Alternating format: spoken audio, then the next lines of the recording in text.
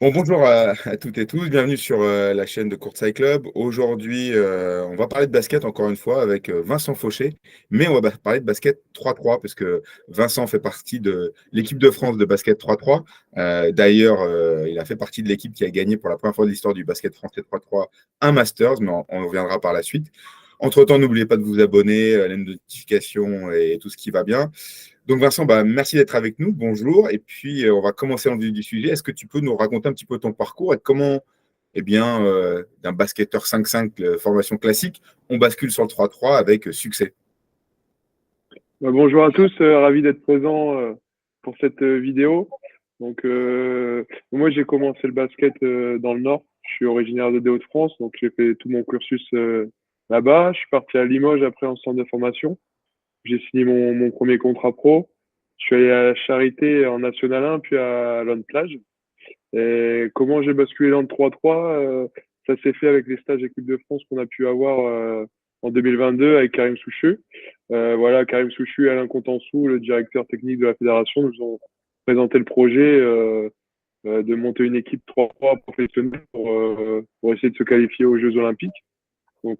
Forcément, c'était super intéressant, expérience est dingue. J'ai vraiment pas hésité longtemps. Je me suis dit que c'était une fois dans sa vie que l'opportunité passait. J'ai pris cette opportunité et ça fait maintenant 1 an et demi que je suis professionnel de 3-3 et j'en suis très ravi. D'ailleurs, tu peux nous expliquer un peu le mode de fonctionnement du monde du 3-3 et spécifiquement notamment pour la France parce que en vue des JO Paris 2024, c'est un pool de 8 joueurs. Donc tu peux nous dire comment ça se passe pour être sélectionné, les modes de fonctionnement aussi parce que les tournois sont sur la planète entière. On va à droite en Chine, en Amérique du Sud. Enfin, comment on arrive à gérer les entraînements, les déplacements et aussi cette pression d'être sélectionné sur des tournois parce que vous êtes 8 joueurs, mais il n'y en a que 4 qui peuvent jouer sur les tournois. Ouais, c'est ça. En fait, le mode de fonctionnement, ça se passe un peu comme au tennis. C'est vrai qu'on n'a plus l'habitude, comme au 5-5, de s'entraîner toutes les semaines ensemble, de jouer le samedi, de revenir à l'entraînement le lundi. Cette année, on a eu beaucoup de tournois, donc on a été beaucoup ensemble. Mais la première chose qui change, c'est que c'est vrai que quand on revient chez nous, on est un peu livré à nous-mêmes. On a le préparateur physique qui nous envoie les programmes, etc. Mais c'est à nous de travailler, de s'entraîner individuellement pour être en forme et pour être sélectionné pour les tournois. Et ouais, voilà, en fait, ensuite, quand on a des tournois à l'étranger, on se réunit 2, 3 jours avant de partir. On fait un stage et on part. Souvent, on a des road trips. On part un mois et demi, etc. Heureusement qu'on s'entend bien tous parce qu'on passe vraiment beaucoup de temps ensemble.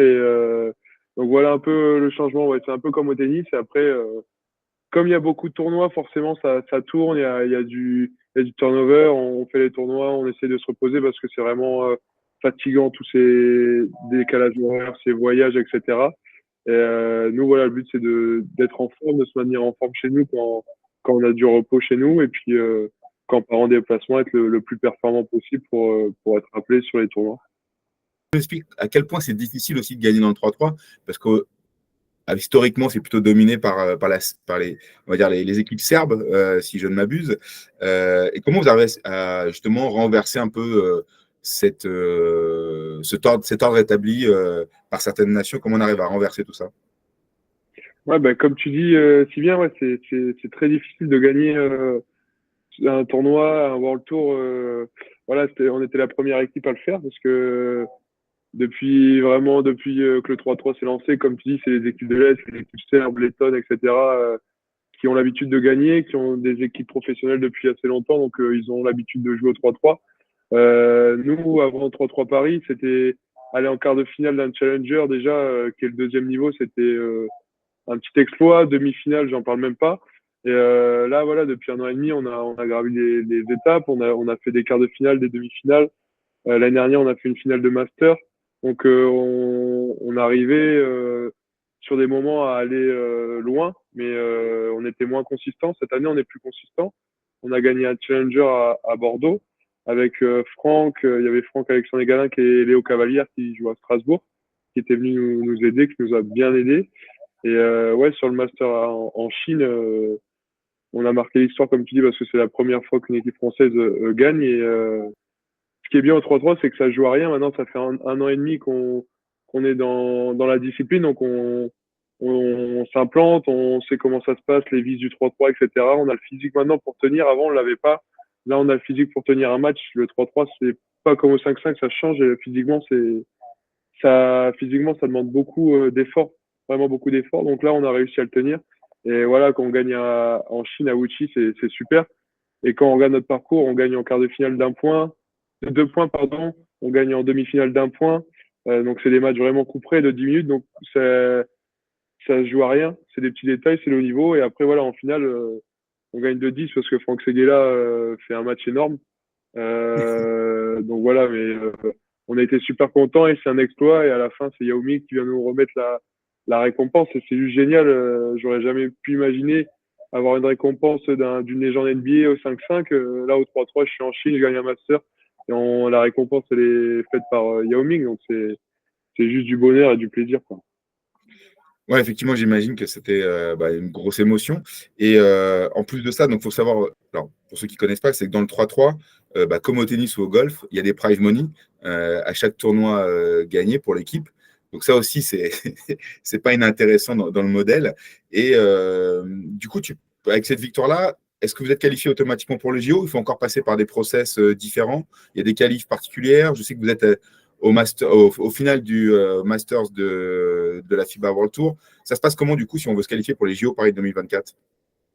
Ouais, bah en fait, c'est vrai que le 3-3 sur ça, c'est un peu complexe. Donc en fait, nous, avec 3-3 Paris, on est sur le World Tour. On est une équipe française, on n'est pas l'équipe de France, mais on est l'équipe française pro qui est sur sur le World Tour, sur le championnat privé. Et en gros, sur les masters, on marque des points avec le classement qu'on fait. Là, on a été premier, on a marqué 100 points en tant qu'équipe pour le classement qui nous permet d'aller à Jeddah. Donc, grâce à cette bonne performance, ça nous a permis de marquer des points et d'aller à Jeddah pour le master final, pour la finale mondiale. On est aussi la première équipe française à aller sur cette finale, donc c'est vraiment top. Et en gros, ça, d'un côté, c'est ça, c'est 3-3 Paris. On représente la France à l'international, mais pas l'équipe de France. Et de l'autre côté, au 3-3, le ranking des sélections nationales, Serbie, France, Lettonie, etc., en fait, c'est le classement des 25 meilleurs joueurs de chaque pays. Donc, en gros, moi, par exemple, je fais un tournoi à Wuxi, et après, moi, je marque des points individuellement selon la performance collective de l'équipe, mais aussi mes stats. Et en gros, par exemple, là, je suis le deuxième français, Franck Seguela, c'est le premier, parce qu'on a l'habitude de tourner avec 3-3 Paris. Et la somme des 25 meilleurs joueurs a fait notre classement. Et en fait, ça s'est arrêté, le ranking s'est arrêté au 1er novembre pour les JO. Les 3 meilleures nations étaient qualifiées. Et la Serbie, les États-Unis et la Chine, c'est des nations avec beaucoup de joueurs qui tournent sur le circuit. Nous, on n'en a pas beaucoup. Hélas, on a une équipe comme nous qui tourne. Après, il y a Versailles et Marseille, des joueurs pros de 5-5 qui sont là l'été. Mais voilà, donc le retard était trop important à combler. Donc, c'est 3 équipes qui vont au JO. Et nous, maintenant, c'est tombé hier. Donc, c'est bien que la vidéo se fasse là.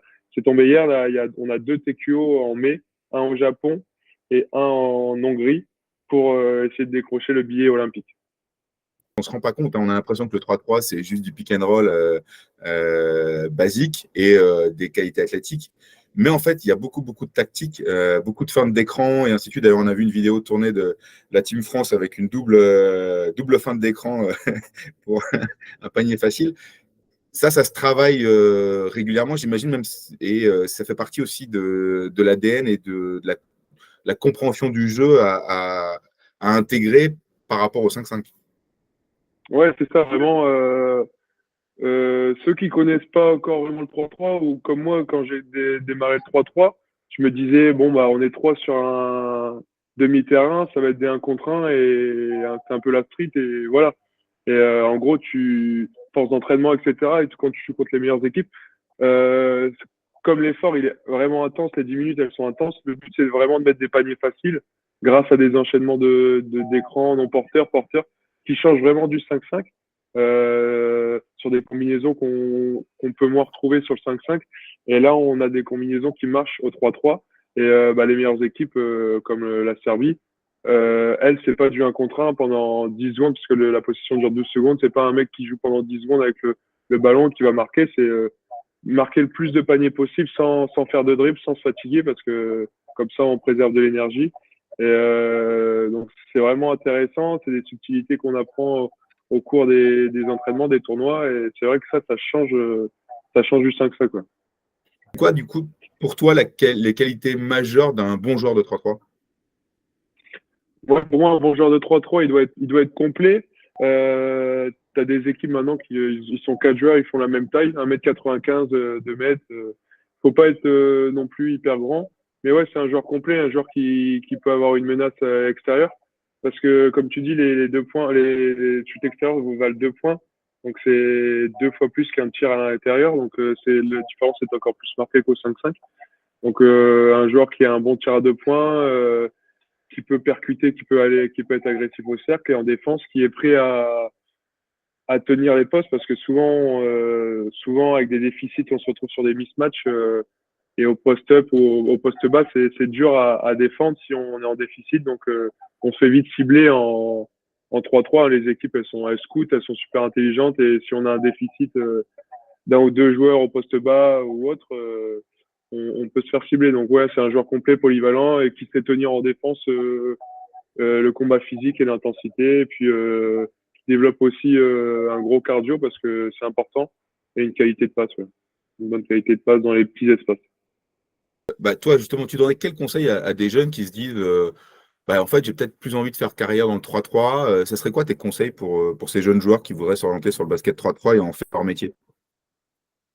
Ouais, bah déjà, franchement, ouais, pour les jeunes, c'est de regarder ce qui se fait au top niveau, de regarder un peu, et puis après, c'est de jouer, de se trouver une bande d'amis, parce que on fait du 3-3 aussi pour le plaisir, parce que, comme tu as dit, sur l'Open de France, etc., Kevin, il était avec ses potes, et c'est génial de vivre ça, de vivre des tournois à l'extérieur, sur des beaux spots, tout ça. Donc, premièrement, c'est prendre du plaisir, faire une équipe avec ses copains, aller sur les tournois. Maintenant, ce qui est bien avec la fédération, c'est qu'il y a la Junior League pour les moins de 18 ans. Après, il y a la Super League pour les grands, mais il y a beaucoup de tournois et on peut vraiment trouver de la compétition.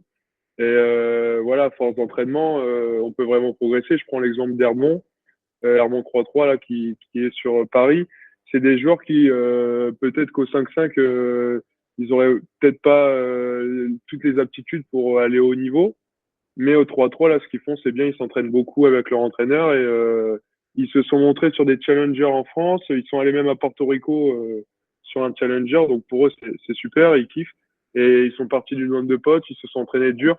Et au 3-3, il n'y a pas de secret, si tu t'entraînes dur avec les schémas tactiques, les postes de pique, etc. Tu trouves des paniers faciles et tu peux jouer contre n'importe qui. Donc voilà, c'est un peu l'exemple d'Hermont que j'aimerais mettre en valeur parce que c'est des gars qui kiffent la discipline et grâce à ça, ils sont allés sur des challengers et tout. Donc, c'est vraiment sympa. Ouais. Toi, tu dois continuer parce qu'on sait que globalement, il y a une vraie stratégie de la fédération jusqu'au JO de Paris 2024, donc cet été. Et après 2024, c'est quoi tes plans de carrière? Continuer dans le 3-3, revenir dans le 5-5, c'est quoi? Ouais, c'est pas encore acté. Franchement, là, on se concentre sur la Jeddah, mais après, ça va vite venir après 2024. Parce que, ouais, on est sous contrat jusqu'en juin, nous, l'équipe de Paris. Donc, j'aimerais bien continuer dans le 3-3. Que ce soit avec la fédération ou on ne sait pas ce qui peut se passer, peut-être des équipes privées françaises qui peuvent se lancer. Nous, on va être à l'écoute de tout, de ce qui peut se passer en France. On espère que ça va continuer en France, qu'il y ait des équipes françaises, comme ça on pourrait jouer avec des Français et développer le ranking pour la France. Sinon, il y a des équipes étrangères aussi qui peuvent appeler des joueurs français ou repartir dans le 5-5. Là, franchement, tout est mis sur la table et je me vois aussi bien en 3-3 de continuer parce que j'adore cette discipline. Mais voilà, s'il n'y a pas de suite ou si c'est compliqué, pourquoi pas revenir dans le 5-5 aussi. Donc là, je me ferme aucune porte et puis on verra bien en juin de l'année prochaine. Juste dernière question. Tu imagines que des joueurs NBA puissent venir jouer sur le 3-3 à Paris ou même peut-être plus réaliste au JO de Los Angeles en 2028? Ouais, bonne question, bonne question. Là, par exemple, je prends l'exemple des États-Unis, là, des USA. Eux, ils ont fait un peu comme nous, ils ont créé une équipe américaine qui se lancent sur le circuit avec Jimmer Fredette, la star de leur équipe qui a joué en NBA, etc. Mais pour l'instant, ils mettent pas non plus tout l'intérêt dans le 3-3. Donc là, cette équipe, elle est qualifiée. Je pense que c'est les 4 qui vont aller au JO. Mais après, à voir. En plus, à Los Angeles, je pense que là, c'est la première fois, là, parce que le 3-3, c'était olympique à Tokyo, mais c'était avec le Covid. Donc, il y avait personne dans le stade, etc. Là, c'est à Paris, place de la Concorde. Donc, je pense que les gens, on le voit déjà avec les Coupes du Monde à Vienne ou à Anvers l'année dernière. Les gens aiment bien ce format de 10 minutes parce que c'est spectaculaire. C'est souvent des matchs couperés. Et donc, la discipline va encore évoluer, intéresser les gens. Donc, pourquoi pas en 2028, hein. Mais il y a une petite règle que la FIBA 3-3 a mis en place. C'est que dans les 4 qui font les équipes nationales, tu dois avoir 2 joueurs du top 10. Donc déjà, tu sais que tu peux pas amener une équipe avec, je dis n'importe quoi, mais LeBron James, Kevin Durant, etc., etc., même si ça serait beau à voir même. Donc voilà, donc tu auras 2 joueurs qui font du 3-3 toute la globalité du temps. Et après, pourquoi pas amener 2 stars. Mais c'est pas évident et c'est pas sûr. Si forcément sur la qualité des joueurs, ils seraient supérieurs, mais jouer avec une équipe toute l'année, développer des combinaisons, etc. Tu peux vite embêter des équipes qui n'ont pas l'habitude de jouer ensemble. Donc ça sera pour les années après, voir le penchant et voir qui va trancher. Mais pourquoi pas, ça serait même beau pour la discipline de voir des joueurs comme ça qui s'intéressent au 3-3. Bon, merci beaucoup Vincent. En tout cas, on te souhaite le meilleur. Et puis surtout, j'espère te voir sur la boîte au JO de Paris 2024. Et donc, n'hésitez pas à suivre Vincent, à suivre aussi les comptes de 3-3 de la FFBB, parce qu'il y a beaucoup de news. Et puis sur les chaînes YouTube de la FIBA, il y a aussi les streamings de tous les matchs, de tous les tournois. Et merci Vincent. À très bientôt. N'oubliez pas de vous abonner. Toi et bravo pour ce que tu fais avec ta chaîne. Continue à suivre et c'est top. Merci beaucoup en tout cas. Merci Vincent.